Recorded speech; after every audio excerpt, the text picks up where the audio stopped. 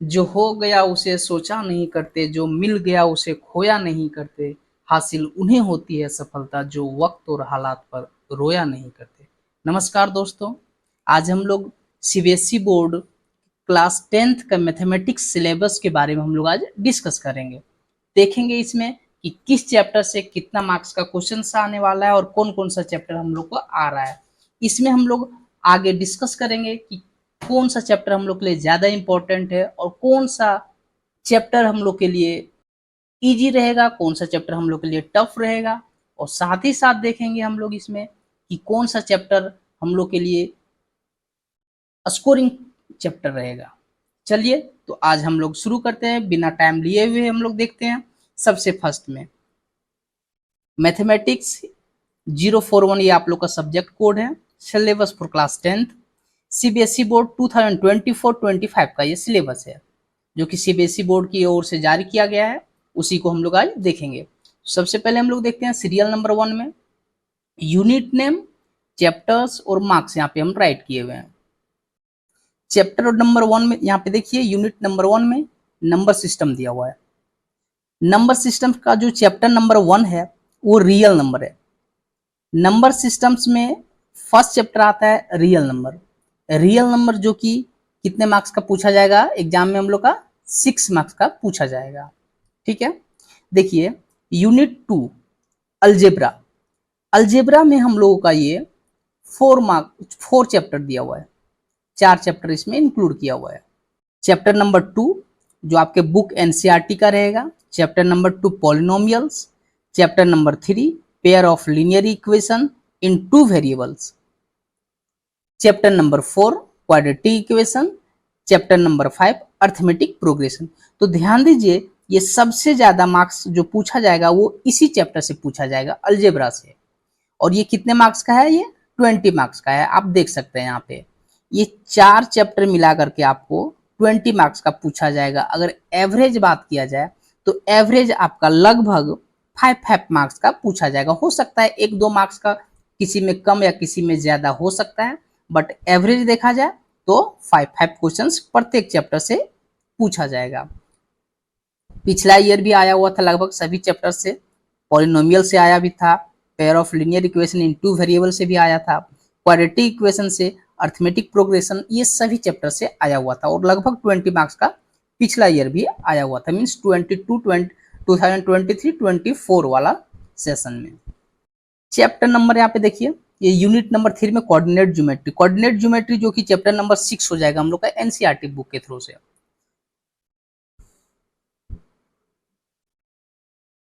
Chapter number 6 में coordinate geometry है जो कि हम लोग का कितने मार्क्स का आने वाला है, 6 मार्क्स का आने वाला है। इसमें सिर्फ और सिर्फ एक ही चैप्टर हम लोग का आ रहा है जिसमें 6 मार्क्स का पूछा जाएगा क्वेश्चंस को।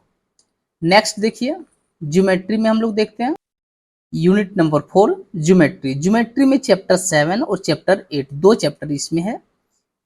चैप्टर 7 में ट्रायंगल्स है और चैप्टर 8 में सर्कल्स है। और ये जो पूछा जाएगा ये आपका 15 मार्क्स का पूछा जाएगा। अब देखते हैं हम लोग आगे ट्रिगोनोमेट्री। ट्रिगोनोमेट्री जो कि यूनिट नंबर 5 का है। ट्रिगोनोमेट्री में चैप्टर नंबर 9 जो आपका एनसीईआरटी बुक में दिया रहता है चैप्टर, वो वाला ये चैप्टर नंबर 9 है। ये चैप्टर 8 है, ये चैप्टर 7 है। चैप्टर 9 में introduction to trigonometry and identities, ये वाला चैप्टर नंबर 9 में रहेगा। और साथ ही साथ चैप्टर नंबर 10 में आपका रहेगा हाइट एंड डिस्टेंस।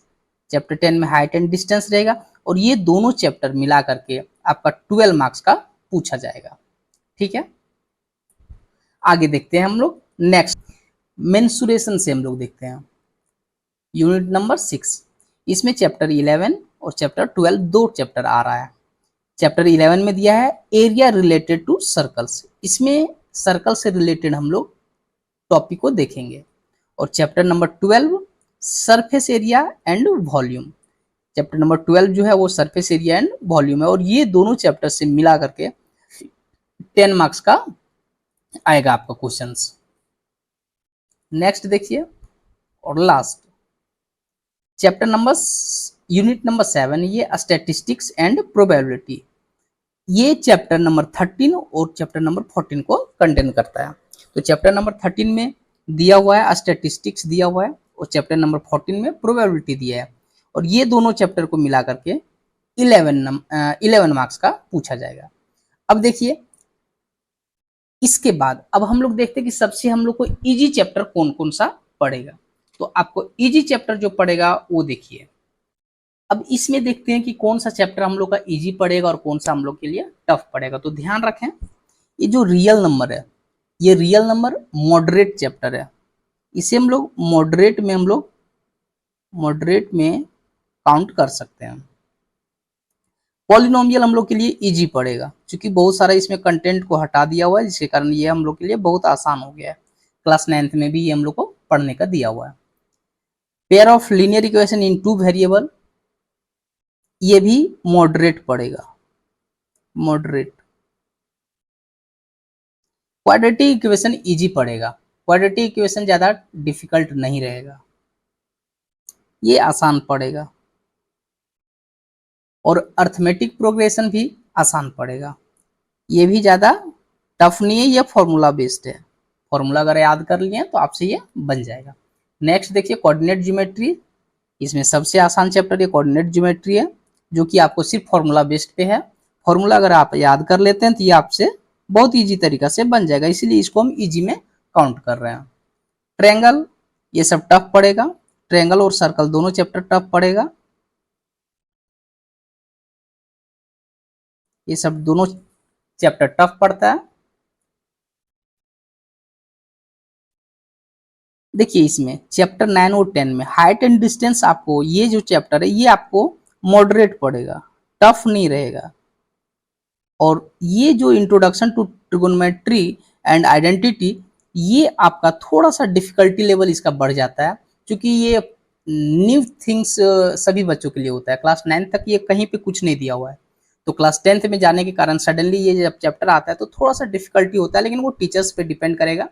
और मैं आपको जब पढ़ाऊंगा तो बहुत इजी वे से पढ़ाऊंगा, जिसके कारण आपको समझने में थोड़ा सा भी दिक्कत नहीं होगा और आपको बहुत अच्छी तरीके से समझ आ जाएगा। तो आप इसको भी मॉडरेट कह सकते हैं, मॉडरेट। अब देखते हैं आगे। Next, area related to circle and surface area and volume, ये दोनों का दोनों कॉन्सेप्ट बेस्ड है और फॉर्मूला बेस्ड है। तो आप ऐसे इसे कह सकते हैं कि ये जो हो जाएगा आपका मॉडरेट, इसको कहिए मॉडरेट। और ये वाला आप इसको टफ में आप इसको काउंट कर सकते हैं, क्योंकि इसमें जो है आपका जब दो कोई सॉलिड को जोड़ा जाता है, कॉम्बिनेशन ऑफ सॉलिड्स वाला टॉपिक जो होता है वो थोड़ा सा डिफिकल्ट हो जाता है। और ये स्टैटिस्टिक्स और प्रोबेबिलिटी ये दोनों बहुत आसान है, इजी। और ये भी आसान है। बहुत सारे टीचर्स ये बोलेंगे कि नहीं प्रोबेबिलिटी टफ है, लेकिन नहीं, क्लास 10th का जो प्रोबेबिलिटी है वो बहुत आसान है, मैं मानता हूँ कि बहुत आसान है। और मैं जब पढ़ाऊंगा तो आपको दिखाएंगे, मैं प्रूव भी करके दिखाऊंगा ये आपके लिए आसान होगा और है भी आसान। स्टैटिस्टिक्स इजी पड़ेगा, फॉर्मूला बेस्ड है, ये इजी पड़ेगा और ये भी इजी पड़ेगा। तो आप इस वीडियो को एक बार और देख लीजिएगा अगर कि नहीं समझ में आया होगा तो। अब हम आपको इस आगे बताते हैं बुक के बारे में कि कौन सा बुक आप फॉलो करें। तो देखिए दो बुक है जो सीबीएसई प्रीफर करती है, दो बुक है वैसा।